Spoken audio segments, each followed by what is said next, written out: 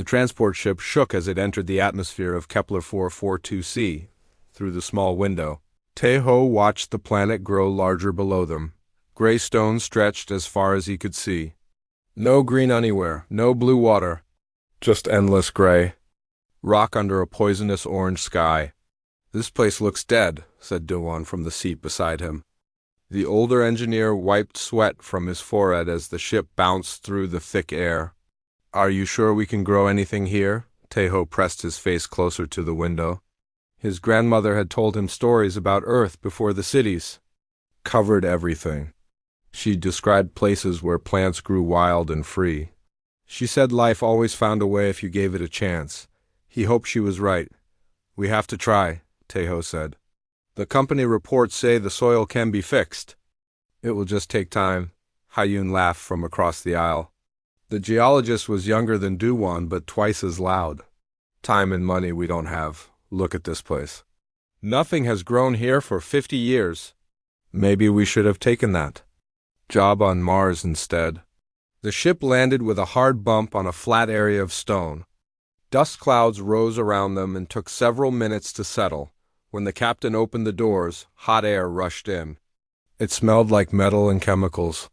Taeho coughed and put on his breathing mask. Their camp was just 3 small buildings, connected by covered walkways.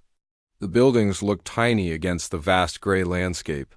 Solar panels covered the roofs, but half of them were already covered in dust. A water recycler hummed loudly near the main building. Everything looked temporary, like it might blow away in the next storm.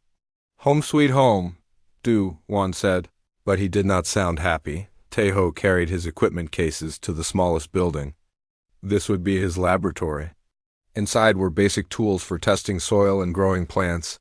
The equipment was old and some pieces were missing, but it would have to work. He had requested better tools, but the terraforming company said they had no extra money. That first evening, Taeho walked out from the camp to explore. The ground was hard stone covered with a thin layer of dust. He knelt down and scooped up a handful. The dust was gray and felt rough. When he held it close to his nose, it smelled like old batteries. His scanner showed high levels of toxic metals. The readings were worse than the company reports had said. As the sun set, the sky turned from orange to deep red. In the distance, Taeho could see strange rock formations that looked like broken teeth. Some were tall and sharp. Others were round like giant eggs. The rocks seemed to glow faintly in the dying light, but that might have been his imagination. He was about to turn back to camp when something caught his eye. Between 2 large stone pillars there was a dark opening. It looked like the entrance to a cave system. His scanner showed unusual energy readings coming from that direction. The readings were not dangerous, just different, like nothing he had seen before. Interesting, he said to himself. Tomorrow he would explore those caves. Deep inside the cave system, something stirred. Veltar had been sleeping for many cycles, but the arrival of the humans had woken him. Through the stone, he could sense their life energy. It was different from the corporate teams that had come before. Those humans had burned bright and harsh like small suns. These 3 burned softer, like candle flames. One of them was especially interesting. The young one who walked alone in the evening. His life energy felt different. It reminded Veltar of the old gardeners who had once tended this world before the mining ships came.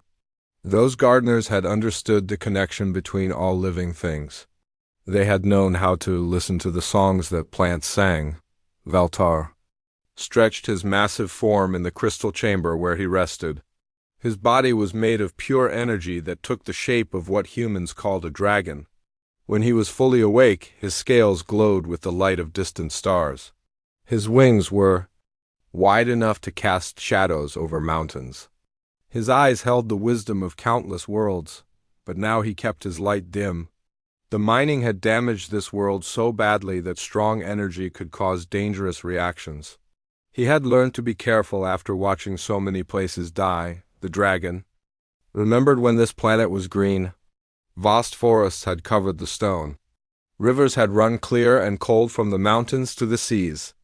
Cities had grown like flowers between the trees, built by a peaceful people who took only what they needed. and gave back more than they took. Then the mining ships had come. They stripped away the forests first. Then they dug deep holes to reach the rare metals buried in the stone. They pumped chemicals into the ground to separate the valuable minerals from the rock. When they were finished, they left behind a poisoned wasteland. Veltar had tried to save what he could. He had used his energy to keep some plants alive in hidden places. He had cleaned the water in underground springs. He had tried to hold the world together as it slowly died around him, but it had not been enough. One by one, the last green places had turned gray. The animals had fled or died. The native people had been forced to leave their poisoned home. Finally, Veltar had given up hope. He had retreated to his crystal chamber and fallen into a deep sleep, waiting for the end. Now these 3 humans had come with their talk of growing things. Veltar had watched corporate teams before. They always promised to fix the damage, but they only made it worse. They used machines that burned away the poison but also destroyed anything good that remained. They planted modified crops that grew fast but had no connection to the land. When their projects failed, they blamed the planet and left, but this young human felt different. Through the stone, Veltar could sense his genuine care for growing things. The human carried seeds and soil samples. He moved carefully, studying everything. He did not rush or make loud noises. He showed respect for the wounded land. Maybe this time would be different. Maybe this human would succeed where others had failed. Veltar decided to watch and wait. If the young gardener proved worthy, perhaps it would be time for the dragon to wake fully and offer his help. The next morning, Teho ate breakfast quickly and gathered his equipment. He wanted to start testing soil samples from different areas around the camp. Duhuan and Haiyun were still sleeping when he left the main building. The morning air was cooler, but still tasted of metal. Teho walked toward the stone formations. He had seen the night before. Up close, they were even more impressive. Some towers of rock reached higher than buildings back on Earth.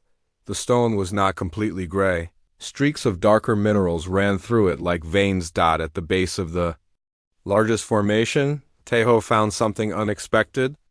The ground here was slightly different. The toxic readings were lower. The dust had more organic particles mixed in. It was still poisoned, but less than other areas. He knelt down and carefully collected samples in small containers. As he worked, he felt like someone was watching him. He looked around but saw nothing except empty stone and orange sky. Still, the feeling remained. "Hello," he said to the empty landscape. "If anyone is listening, I am here to help. I want to make things grow again." His words echoed off the stone formations and faded into silence. But deep underground, an ancient dragon heard them and felt the first stirring of hope in many years. Teho spent the next 3 days testing soil samples from around the camp. Every test showed the same results. The ground was full of poison metals that would kill any normal plant. The dirt had no nutrients. There were no helpful bacteria or worms. It was like trying to grow flowers in a pile of toxic waste. "The readings are terrible," Haiyun said, looking at his reports. "This soil is worse than anything in the company files. How are we supposed to grow anything in pure poison?" Duwan nodded as he read over her shoulder. "Maybe we should request different equipment. Those new soil cleaners can remove metals in just a few weeks. We could have clean dirt by next month." Teho shook his head. "Those machines cost too much. The company will never approve them. Besides, they destroy everything in the soil. Even after cleaning, nothing can grow for years." "So what do you suggest?" Duwan asked. "We cannot plant seeds in poison." Teho pulled out a small cloth bag from his personal items. Inside were tiny glass bottles filled with different powders and liquids. "My grandmother taught me old ways. Before machines, farmers knew how to heal sick soil. We mix good things with the bad things. We add life a little bit at a time." "You want to use old woman tricks to fix a planet?" "Teho, this is not a small farm. This is industrial damage." "All damage starts small," Teho said.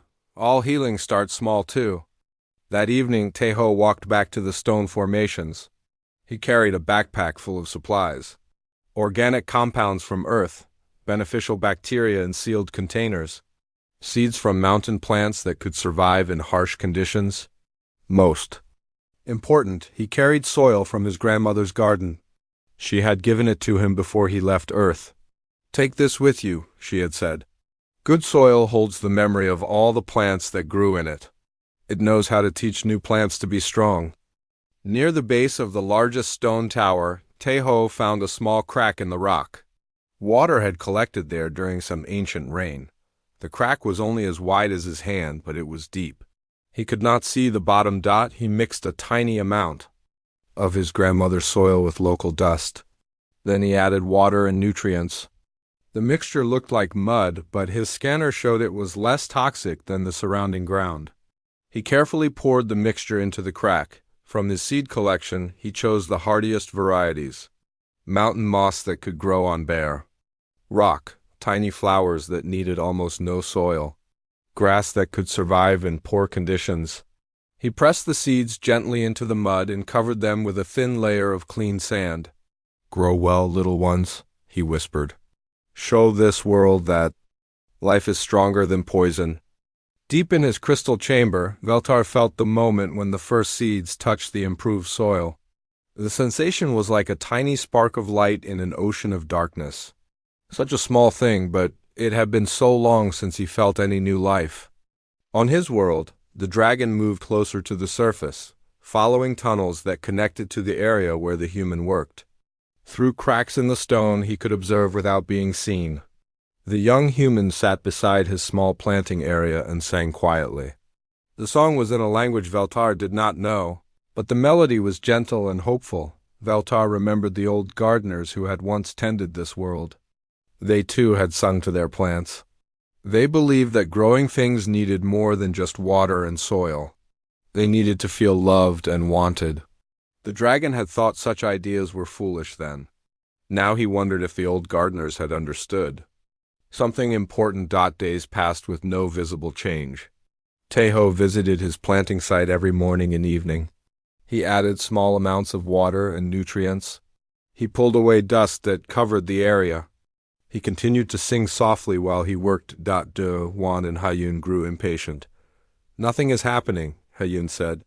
"We have been here 2 weeks and you have one tiny patch of mud to show for it."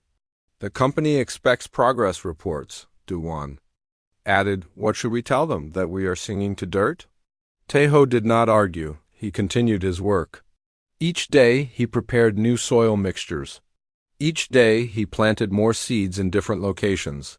He created a dozen small test patches around the stone formations. Most showed no signs of life, but he did not give up. His teammates began spending more time inside the camp buildings. They sent messages to friends on other worlds. They talked about requesting transfers to easier assignments. They stopped asking Taeho about his progress, but Veltar watched everything. The dragon saw how carefully the human treated each small patch of prepared soil. He saw how the human never showed anger or frustration, even when his work seemed to fail. He saw how the human talked to his plants like they were old friends. "Today is cloudy," Taeho would say to his planting areas. "But tomorrow the sun will shine again. Be patient, little ones. Good things take time." On the 18th day, something changed. Taeho arrived at his first planting site to find a tiny spot of green. Smaller than his fingernail, almost hidden in the crack between stones. Moss had finally begun to grow. Taeho knelt down and looked closely. The green patch was barely visible, but it was definitely alive. His scanner showed that the moss was not just surviving, it was actually removing some of the poison metals from the surrounding soil. "Hello, beautiful," he whispered to the tiny plant. "Welcome to your new home." The moment Taeho spoke those words, Veltar felt something he had not experienced in decades: joy, pure, simple joy at seeing life return to his world. The dragon's energy field pulsed with happiness, causing small changes in the local environment. The air became slightly cleaner. The ground temperature rose by a few degrees. Minerals in the stone began to shift and change. Taeho felt the changes but did not understand their source. He attributed the improvements to natural variations. What mattered was that his first plant was growing. He had proven that life could return to this poisoned world. Over the next week, more green spots appeared. The moss spread slowly along the crack in the stone. In his other test patches, tiny shoots of grass began to push through the prepared soil. The flowers were slower to grow, but Tejo could see small buds forming under the surface. He took photos and made detailed notes. Each plant was precious evidence that his methods were working. He measured growth rates and soil improvements. The data showed clear progress, even if it was slow, but when he shared his results with Duan and Haiyun, they were not impressed. "This is all you have accomplished?" Haiyun asked, looking at the photos. "A few patches of moss and grass? The company expects us to terraform this entire planet." "These are just the beginning," Tejo explained. "Once the first plants establish themselves, they will improve the soil for other plants. Each generation will be stronger than the last." Duan shook his head. "At this rate, it will take 100 years to green one small valley. We need faster methods." "Fast methods do not last," Tejo said. "My grandmother always said that anything worth growing takes time." His teammates exchanged looks. They were losing faith in the mission. More importantly, they were losing faith in him. That night, Tejo sat beside his growing plants and sang the old songs his grandmother had taught him. The melodies drifted across the stone landscape and echoed off the rock formations. In his crystal chamber, Veltar listened to every note. The dragon made a decision. This human deserved success. His methods were slow but correct. His heart was pure. If other humans lost faith and abandoned the project, this world would die completely. Veltar began to extend his energy field toward the surface. Just a little bit, just enough to help the struggling plants grow stronger. The dragon was careful to keep his power hidden. The human must not know about his presence yet. But perhaps he could help in small, invisible ways. Over the following days, Tejo noticed that his plants were growing faster than expected. The moss spread beyond the original crack and began covering nearby stones. The grass grew thicker and greener. The flower buds opened into small white blooms that glowed softly in the evening light. More importantly, the plants were changing the soil around them. Dead earth was becoming fertile. Poison levels were dropping. Good bacteria were appearing in areas where his plants grew thickest. Tejo worked harder than ever. He prepared new planting sites every day. He sang to his plants every morning and evening. He talked to them about Earth and his grandmother's garden. He promised them that someday this world would be green again, and deep underground, an ancient dragon listened to every word and believed that maybe, just maybe, the young human was right. 3 weeks after the first moss appeared, Tejo's garden patches had grown into something amazing. What started as tiny spots of green had spread into areas as large as dinner tables. The moss covered entire sections of stone. Grass grew thick, enough to walk on.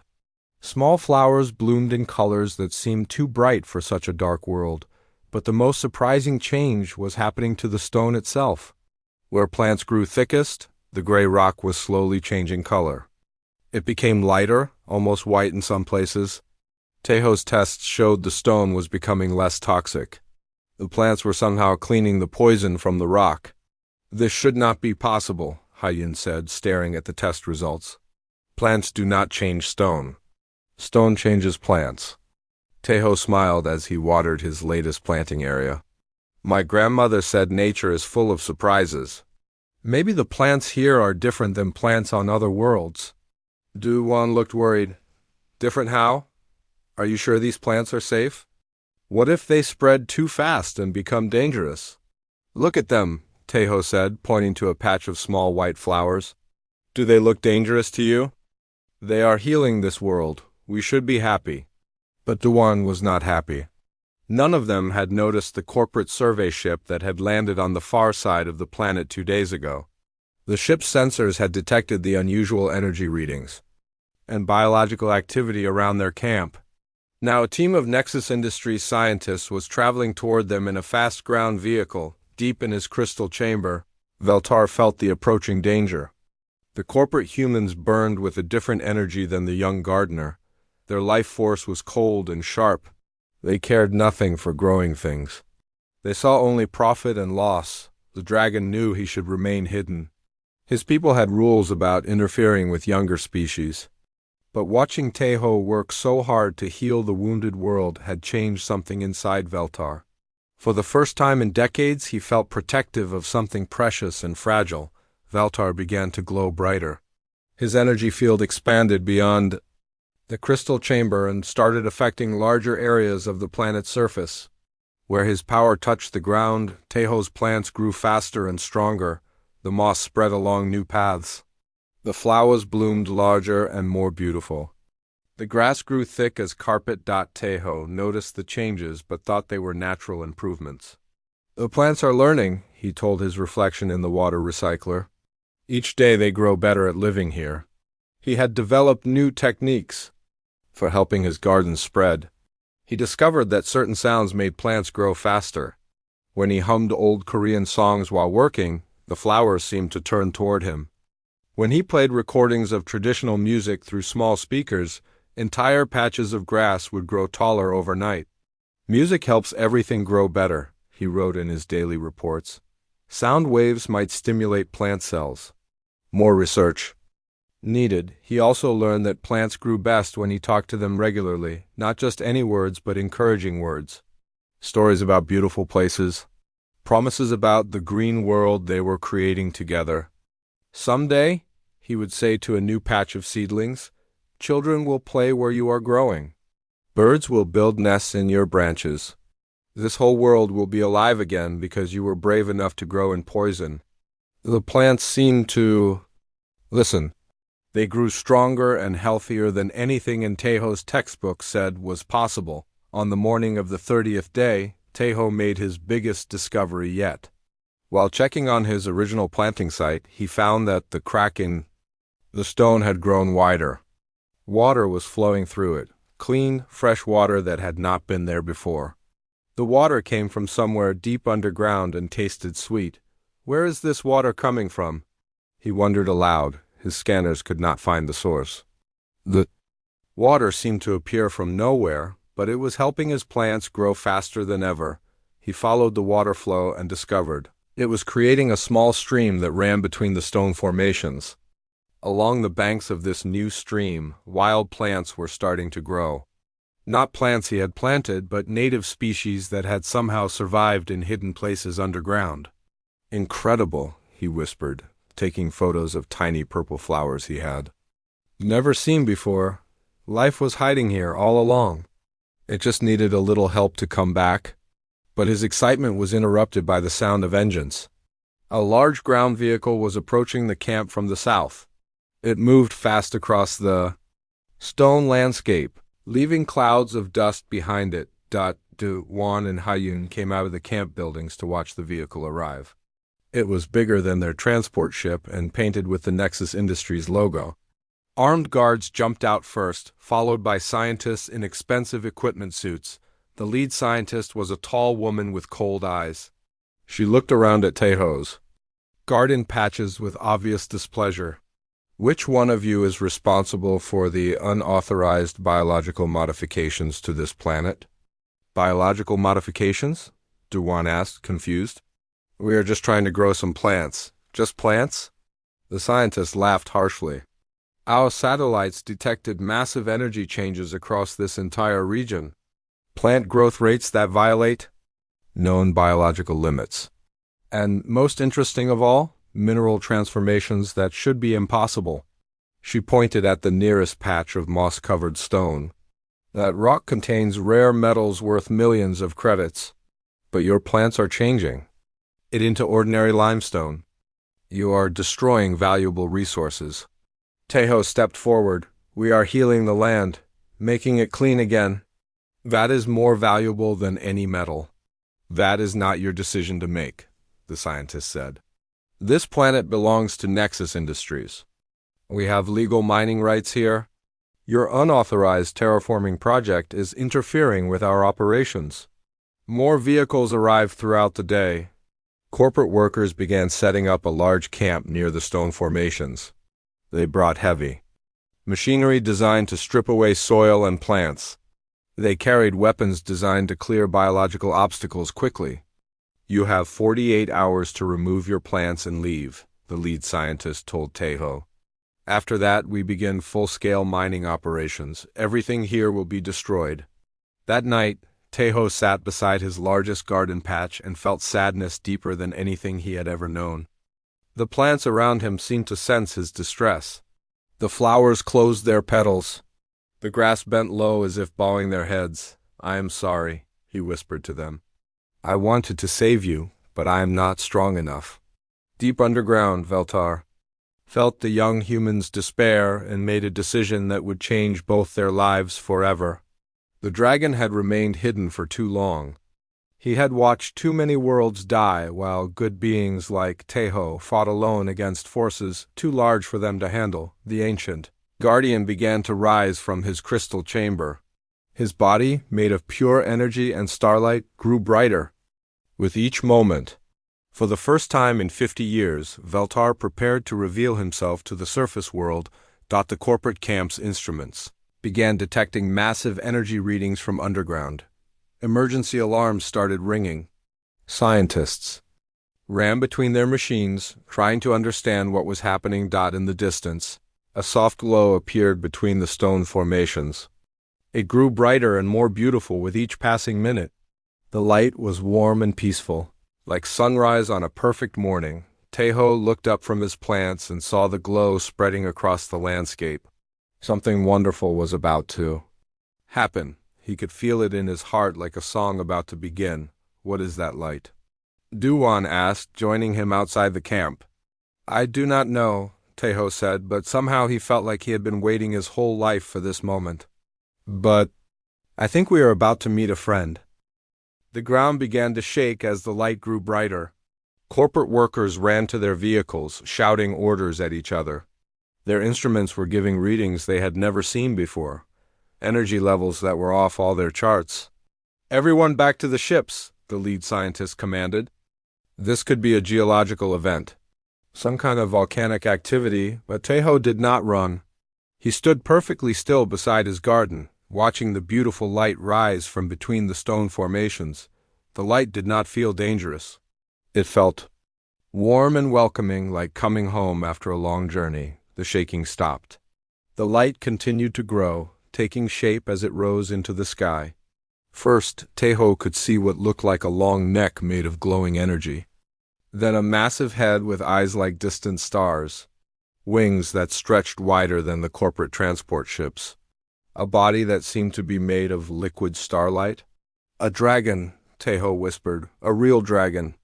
Veltar emerged fully from his underground home and hovered in the air above the stone formations. His body pulsed with gentle light that made the entire landscape glow like it was lit by a peaceful moon. Where his light touched Tejo's plants, they immediately grew larger and more beautiful than ever before. The corporate workers screamed and ran for their weapons. "Hostile alien contact," someone shouted over their radio, requesting immediate military support, but the dragon ignored them completely. His star-bright eyes were focused on the young human who stood calmly among his small gardens. Veltar descended slowly until he hovered just above the ground near Te-Ho. Du-Wan and Hayun ran toward their camp building, but Tejo walked forward to meet the magnificent creature. He felt no fear, only wonder and recognition. Somehow, he had always known this moment would come. "Hello," Tejo said simply. "You have been watching me, have you not? I felt your presence while I worked." Veltar's voice filled Tejo's mind without using sound. It was like hearing music made of thoughts and feelings. "Yes, young gardener. I have watched you heal my wounded world. You work with love and patience, as the old gardeners once did. Your world?" Tejo looked around at the stone landscape. This place was beautiful once, was it not? Images flowed from the dragon's mind into Tejo's consciousness. He saw the planet as it had been long ago. Vast forests covered the stone. Clear rivers ran between green hills. Cities grew like flowers, designed to work with nature instead of against it. People who understood that all life was connected. The mining ships destroyed everything, Veltar explained. I tried to save what I could, but I was not strong enough. Alone, I fell into despair and hid myself away, waiting for the end. But you helped my plants grow? Teho said. I felt something helping them become stronger. Your work gave me hope again. For the first time in 50 years, I believed this world could live again. But now the destroyers have returned. They both looked toward the corporate camp. The workers had set up defensive positions around their vehicles. Weapons were pointed at the dragon. Radio messages crackled with requests for military backup. They want to strip away everything we have grown, Tahoe said sadly. All my small gardens. All the progress we made. Not if we work together, Veltar said. Your knowledge of growing things, combined with my energy, could heal this entire world in months instead of centuries. But only if you are willing. Teho looked at his plants, then at the dragon, then at the corporate forces preparing to destroy everything he had worked for. The choice was easy. What do we need to do? Veltar settled onto the ground beside Teho. Up close, the dragon was even more magnificent. His scales were like windows into deep space, filled with swirling galaxies and distant stars. His breath smelled like rain on clean earth. Place your hands on my head, the dragon said. Let me share my knowledge of this world with you. Let me show you how it was meant to be. Teho reached out slowly and placed both palms against the dragon's warm, glowing scales. The moment they touched, his mind exploded with information. He saw the genetic patterns of every plant that had ever grown on this world. He understood how the soil chemistry worked. He learned which combinations of minerals and nutrients would create the perfect growing conditions. Most importantly, he felt the planet's deep longing to be green again. The world itself was alive and wanted to heal. It had been waiting for someone who understood how to help it remember what it used to be. Now, Veltar said, let us begin. The dragon's energy flowed through Teho and out into all the plants around them. The moss on the stones began spreading like green fire, covering entire rock formations in minutes. The grass grew thick and tall, creating meadows where bare stone had been moments before. The flowers bloomed in explosions of color that painted the gray landscape like a rainbow, but this was just the beginning. Underground, the dragon's power was waking seeds that had slept in the deep earth for decades. Plants that had hidden in caves and cracks began pushing toward the surface. The stream that had started near Teho's first garden became a river, carrying clean water across the growing green spaces. Impossible, the corporate scientist whispered, watching through binoculars. Plant growth rates like this violate the laws of biology. It is not just biology, Teho said, though she was too far away to hear him. It is love, it is hope. It is the world remembering how to be alive. Working together, Teho and Veltar created wonders. They discovered that certain Korean plants from Earth could not only survive in the alien soil, but could help native species grow stronger. They learned that the dragon's energy could accelerate natural healing processes without damaging the delicate balance of the ecosystem. Most importantly, they found that their partnership created something entirely new. Human scientific knowledge combined with ancient dragon wisdom produced results that neither could achieve alone. By the end of the first day working together, they had transformed the entire area around the stone formations. Green meadows stretched as far as the eye could see. Trees were beginning to grow from seeds the dragon had kept safe underground. Small streams carried clean water to every growing thing. The corporate forces watched in shock and fear. Their instruments could not explain what they were seeing. Their weapons seemed useless against a being made of pure energy. Their mining equipment was designed to destroy, not to create. We need to contact headquarters, the lead scientist said. This situation is beyond our capabilities. That night, Du-Wan and Haiyun came out of their camp to find Teho sitting peacefully beside the magnificent dragon. The two of them were surrounded by a garden more beautiful than anything on Earth. Teho, Du-Wan said carefully, what is happening here? We are healing the world, Teho replied with a smile brighter than his companions had ever seen. Would you like to help? Hyun stared at the dragon with wide eyes. Is he safe? Veltar's gentle laughter filled all their minds. I am the guardian of this world, young ones. I have waited long for helpers like you. There is much work to do, but together we can accomplish miracles.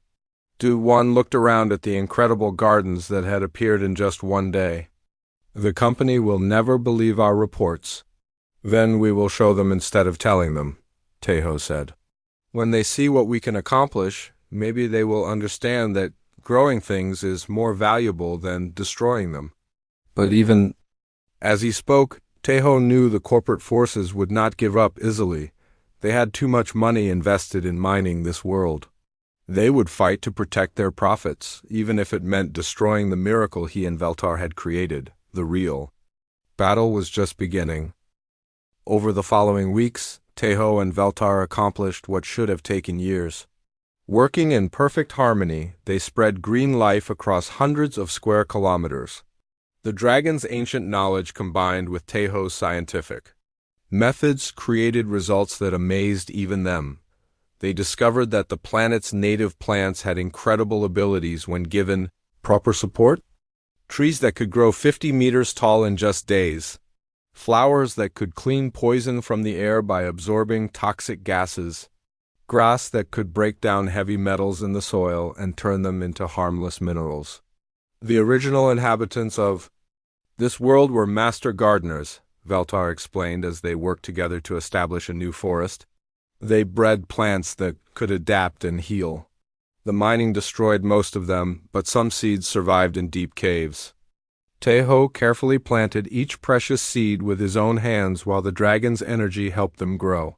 These plants are like living tools, each one designed for a specific job in healing the ecosystem. Do-Won and Hyun watched in amazement as their friend accomplished impossible things. Do-Won had training in engineering, so he understood how to build machines. But watching Taeho guide the growth of living systems was like seeing magic that actually worked. How do you know which plants to put where? Do-Won asked. Veltar shows me how the ecosystem fits together, Taeho explained. Each plant has relationships with other plants. Some clean the soil so others can grow. Some attract insects that help flowers bloom. Some make the air better for everything around them. Hyun had given up her geological surveys to help with the planting. The stone itself is changing, she reported. The rock formations are becoming softer and more porous. Water can flow through them now. And the mineral content is completely different from our original tests. The plants are teaching the stone how to support life again, Veltar said. Stone remembers everything that has ever touched it. It remembers being part of a living world. Word of their success began to spread beyond the planet. Other terraforming teams heard stories about the impossible progress on Kepler 442c. Scientists from across human space requested permission to visit and study their methods, but Nexus Industries was not pleased. The corporation had invested billions of credits in mining rights for this world. Every day that Taeho and Veltar continued their work, they were destroying valuable resources that could never be recovered.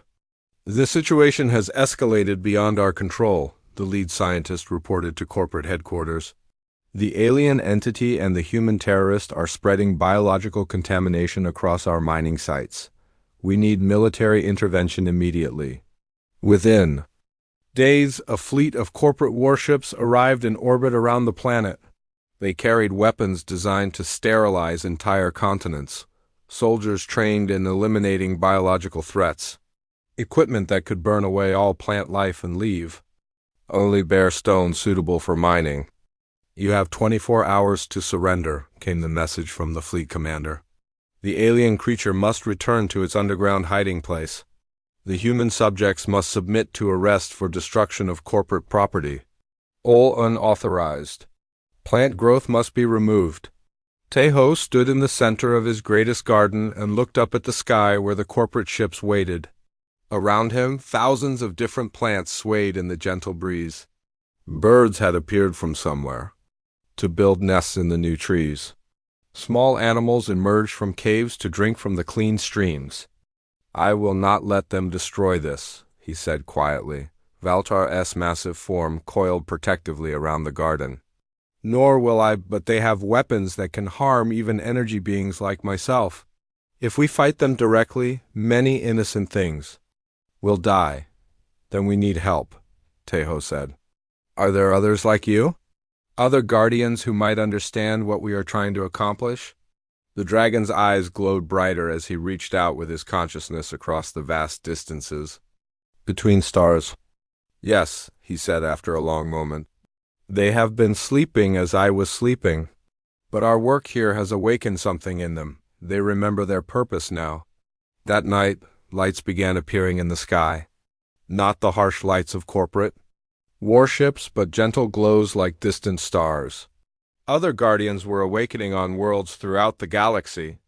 Energy beings who had given up hope were remembering what it felt like to protect growing things. "It is not just this world," Valtar explained. "Across human space, there are planets that have been damaged by mining and careless development. My people once protected all of them, but we withdrew when the destruction became too great. We lost hope and fell into sleep. But now," Tejo asked, "now they see what we have accomplished together. Human knowledge and guardian power working as partners instead of enemies. They want to try again." Messages began arriving from other worlds, reports of similar partnerships forming between humans and awakening guardians. Terraforming projects that had failed for years suddenly showing miraculous progress. Dead worlds coming back to life under the care of human guardian teams. The corporate fleets found themselves facing not just one dragon and one human, but a growing network of partnerships that spanned dozens of star systems. Each team shared their discoveries with the others. Techniques that worked on one world were adapted for use on different planets. The healing spread faster than anyone had imagined possible. "This is a threat to our entire business model," corporate executives said in emergency meetings. "If planets can be restored instead of strip-mined, our mining operations become worthless. We must stop this movement before it spreads further." But it was already too late. Public opinion across human space had turned in favor of the human guardian partnerships. People saw images of dead worlds transformed into green paradises. They heard stories of species returning from extinction. They learned about clean air and pure water replacing toxic wastelands on Kepler 442c. Tejo continued his work despite the corporate threats. He had developed new techniques for accelerating ecosystem recovery, methods that could turn desert into forest in weeks instead of decades, ways to bring back extinct species using genetic information stored in the planet's soil and stone. "We are not just healing one world," he told the growing team of volunteers who had come to help.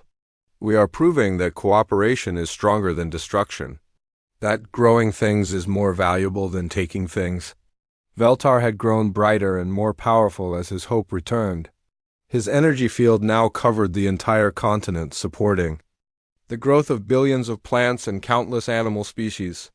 "The young gardener has taught me something important," the dragon said. "Power without wisdom is destruction. But wisdom without power cannot accomplish anything. Together we have both." The partnership between human science and guardian energy was creating something entirely new in the galaxy, a way of healing damaged worlds that neither species could have developed alone, a model for cooperation that was spreading from planet to planet like the green growth they fostered, but the corporations would not give up without a fight. They had too much money and power at stake.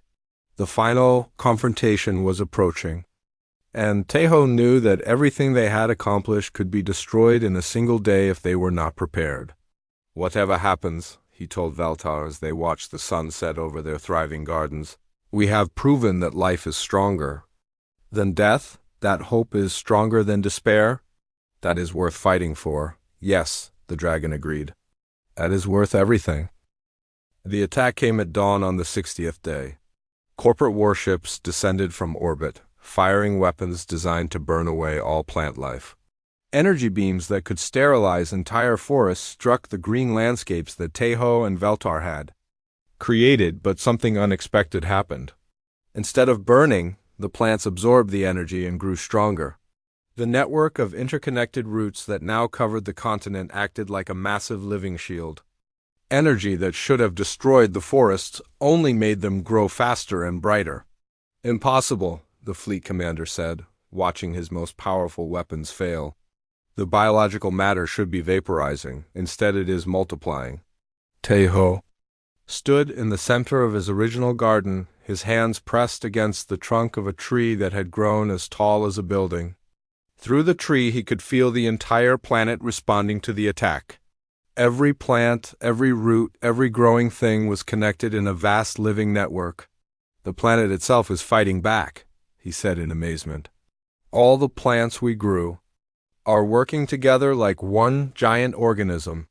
Veltar hovered above the forest, his energy body blazing with power he had not felt in centuries. Other guardians from distant worlds were lending their strength across the stars. Dragons of light appeared in the sky above Kepler 442c, their combined power creating a barrier that no corporate weapon could penetrate. "You taught me that life grows stronger when it works together," Veltar told Teho. Now the lesson spreads. Across the galaxy, the corporate forces found themselves surrounded not just by hostile aliens but by their own people. Human soldiers and pilots were refusing orders to destroy the green worlds. Scientists were abandoning their corporate positions to join the human guardian partnerships. Entire planets were declaring independence from the mining corporations. "Sir," a corporate pilot radioed to his commander, "I will not fire on those gardens. My children will want to play there someday." "Sir," a corporate scientist reported, "our own atmospheric readings show this planet now has cleaner air than Earth. Why would we destroy something so beautiful?" One by one, the corporate forces began to stand down. Some surrendered completely. Others simply left for different star systems. A few joined the growing movement to heal damaged worlds, instead of destroying healthy ones. The lead scientist who had first threatened Teho approached him under a flag of truce. Her cold expression had changed to one of wonder and regret. "I have spent my career destroying things," she said quietly. "I told myself it was progress. I told myself it was necessary. But looking at what you have accomplished here, I realize I have wasted my life." "It is not too late," Teho replied. "There are many worlds that need healing. Many species that need help returning from the edge of extinction. We could use scientists who understand how ecosystems can be damaged. You would trust me? After I tried to destroy your work?" Teho smiled and gestured to the thriving forest around them. "Veltar taught me that every ending can become a new beginning. Every mistake can become a lesson. Even poisoned soil can grow beautiful flowers if you give it the right care." In the months that followed, the Human Guardian Partnership movement spread to hundreds of worlds.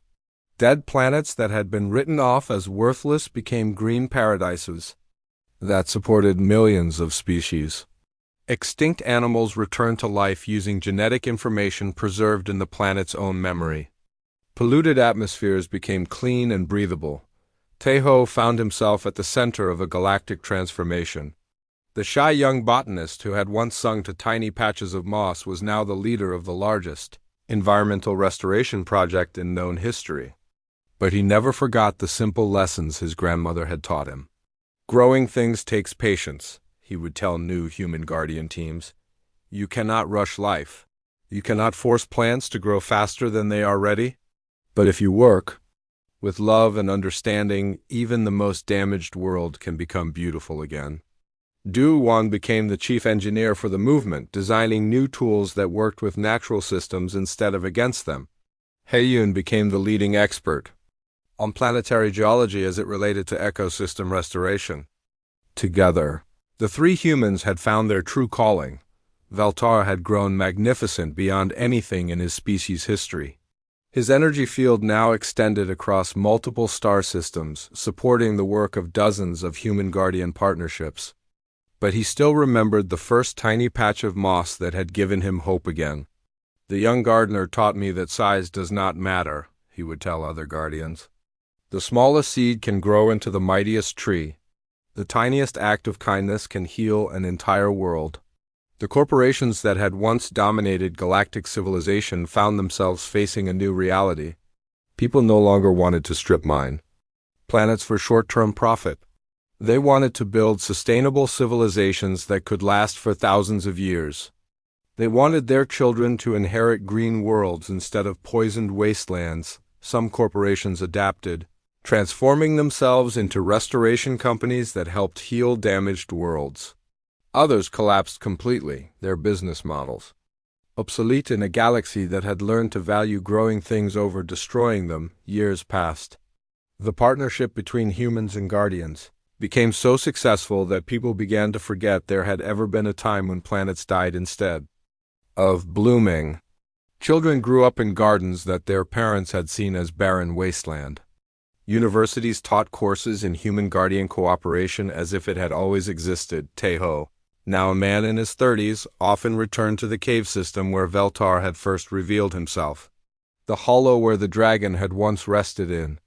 Despair was now the heart of a thriving city.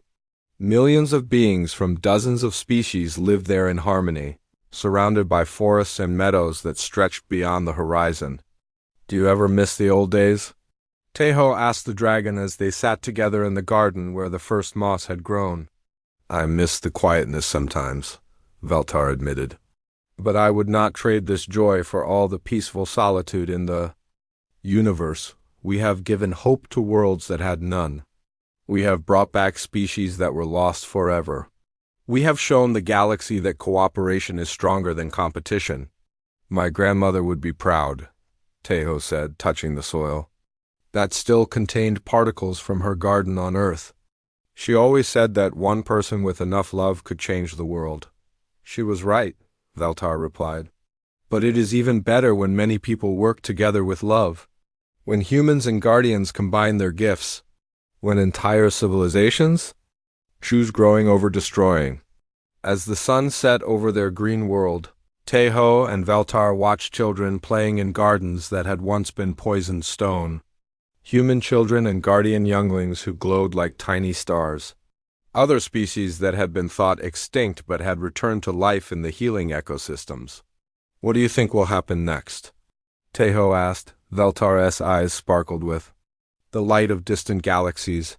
"I think we will keep growing, keep healing, keep learning new ways to work together. The universe is vast and full of worlds that need our help." "Then we had better get back to work," Teho said with a smile, and they did. Together, the human gardener and the dragon guardian continued their mission of bringing green life to gray worlds. Their partnership had become a legend that inspired others across the galaxy.